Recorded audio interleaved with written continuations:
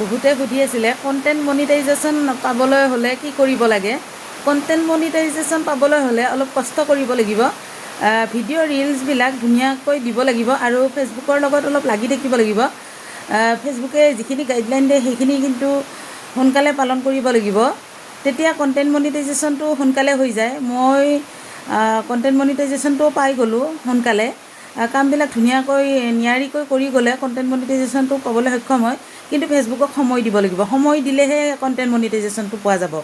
যদি আপোনালোকে সময় দিব নোৱাৰে, ভিডিঅ'ও দি থাকে, ৰিলো দি থাকে, গোটেইখিনি কৰি থাকে, তথাপিও কিন্তু কণ্টেণ্ট মনিটাইজেশ্যনটো নাপাব। কিন্তু আপোনালোকে সময় দিব লাগিব আৰু আনৰ ভিডিঅ'ত লাইক কমেণ্ট কৰিব লাগিব, আনৰ ভিডিঅ' চাব লাগিব। অলপ নিজৰ কাম খৰচ কৰি আপোনালোকে যদি ফেচবুকক সময় দিয়ে, অকল ৰিল ভিডিঅ' দিয়াৰ উপৰিও আৰু যদি অলপ 1 ঘণ্টা 2 ঘণ্টা সময় দিয়ে, তেতিয়াহ'লে কিন্তু কণ্টেণ্ট মনিটাইজেশ্যনটো অতি সোনকালে হৈ যায়।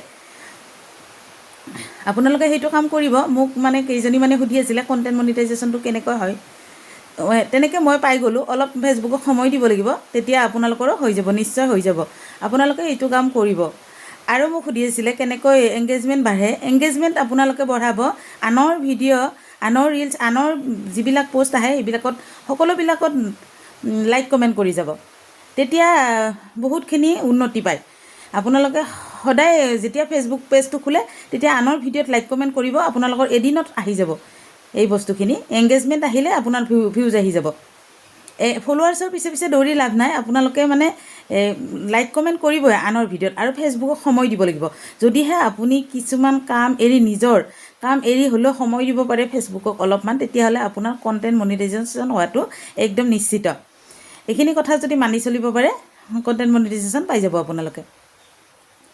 আৰু যদি সময় দিব নোৱাৰে, এনেই ৰিলছ টাইমত দিলে, ভিডিঅ' টাইমত দিলে, পোষ্ট টাইমত কৰিলে হয় বাৰু, ঠিক আছে। কিন্তু এইখিনি কৰিলেও কণ্টেণ্ট মনিটাইজেশ্যন নাপাব পাৰে, কাৰণ ফেচবুকক সময় দিব লাগিব। এইখিনি কৰাৰ পাছত এক্টিভ ফ্ৰেণ্ডখিনিকতো কমেণ্ট কৰিবাহে, ঠিকে আছে। এক্টিভ ফ্ৰেণ্ডখিনিক কমেণ্ট কৰিব, তুমিও এক্টিভ ফ্ৰেণ্ডখিনিক কমেণ্ট কৰিবা। কিন্তু আমাৰ যিবিলাক নন ফলোৱাৰ্ছ আছে, সেইবিলাকৰ যেতিয়া ভিডিঅ' আহিব, তেতিয়া পোষ্ট আহিব, তেতিয়া কিন্তু আমি সেই ভিডিঅ' পোষ্টত আমি লাইক কমেণ্ট কৰিব লাগিব। সেইসকলে আমাক চিনি পাব লাগিব। নন ফলোৱাৰ্ছৰ আগত যেতিয়া আমাৰ ভিডিঅ'বিলাক পৰিব, তেতিয়াহে সদায় ভাইৰেল হয় ভিডিঅ'বিলাক বা আমাৰ পোষ্টবিলাক ভাইৰেল হয়। সেইকাৰণে আমি নন ফলোৱাৰ্ছত সদায় গুৰুত্ব দিব লাগে। নন ফলোৱাৰ্ছৰ ভিডিঅ'টো যদি আহিব, তেতিয়া আপোনালোকে নন ফলোৱাৰ্ছৰ ভিডিঅ'টোত কমেণ্ট লাইক কৰিব পাহৰি নাযাব। এক্টিভখিনিকতো আপোনালোকে কৰিবই, কিন্তু নন ফলোৱাৰ্ছ আহিলে সেইখিনি কিন্তু আপোনালোকে একচেপ্ট কৰিব আৰু লাইক কমেণ্ট কৰিব। সেইখিনি তেতিয়া আপোনাক ফ'ল' কৰিব আৰু তেতিয়া তাৰমানে আপোনাৰ এংগেজমেণ্টটো বাঢ়ে। সেইখিনি আকৌ আহি গ'ল আমাৰ লগত।